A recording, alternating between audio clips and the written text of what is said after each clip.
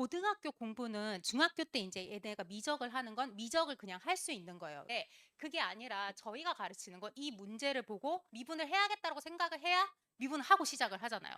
그러니까 문제를 가는 길을 처음부터 알려줘야 되는 건데 여기서부터는 고등학교 선생님들한테 개념을 다시 배워야 돼요. 도구적인 것뿐만이 아니라 내용 자체를 다시 좀 공부를 할 필요가 있어요. 그럼 중등수학과 고등수학의 차이는 뭐냐면 고등수학의 제일 첫 번째는 시간이에요. 일일이 막 하나씩 정리해서 계산해서 답이 20분 만에 나왔어요.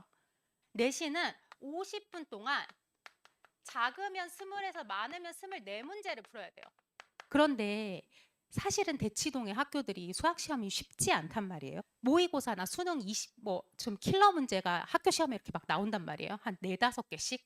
그럼 그 문제를 내가 20분 동안 풀었으면 얘는 5개밖에 못 풀고 끝나는 거예요. 그 등급이 항상 그 킬러 문제를 푸느냐 못 푸느냐로 갈라져요. 그래서 킬러 문제도 당연히 풀어야 되잖아요. 어떻게 쉬운 것만 풀어요. 근데 굉장히 짧은 시간에 문제를 풀어야 된단 말이에요. 네, 우리 애들의 단점은 어떻게 되게 이상하게 해서 막 계속 집어넣고 해서 맞췄어. 동그라미가 이렇게 쳐져 있잖아요.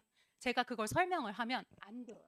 그거를 얘는 20분에서 30분 동안 푸는 걸 저는 2분 만에 풀 거잖아요. 그래서 중요한 게 두 번째, 적합한 풀이에요. 출제자의 의도를 파악해서 이거를 굉장히 빠르게 문제를 풀어내야 되는데 그걸 모르고 이렇게 계속 돌아가고 있는 거예요. 짧은 길을. 그런데 문제는 뭐냐면 이 적합한 풀이가 해설지에 안 나와요. 지금 그 모의고사 같은 거 답지 받아오는 것도 풀이가 막 이만큼이에요. 그렇게 해서는 절대로 못 풀어요. 그리고 심지어 좀 학년이 올라가면 얘네가 풀이가 해석이 안 돼요. 이게 무슨 소린지 몰라요. 풀이를 봐도. 그래서 다시 제가 설명을 해주고 이거는 이렇게 말고 이렇게 풀어고 몸을 계속 제가 땡겨줘야 되는 거거든요. 고등학교에 와서는 조금 더 적합한 방법, 조금 더 빠른 풀이, 조금 더 정확하게, 조금 더 간결하게 푸는 방법이 필요한 거죠. 그러니까 선생님이 설명을 조금 많이 해주는 수업을 듣는 게 일단 전 좋다라고 말씀드리고 싶고, 자, 여기서 이게 나왔으면 이걸 생각해야 되고 얘는 이렇게 해야 되고 미분은 왜 해야 되지? 그래서 설명은 개념 설명이지만 여기에 뭐가 붙어? 내신에 관련된 심화 개념이에요.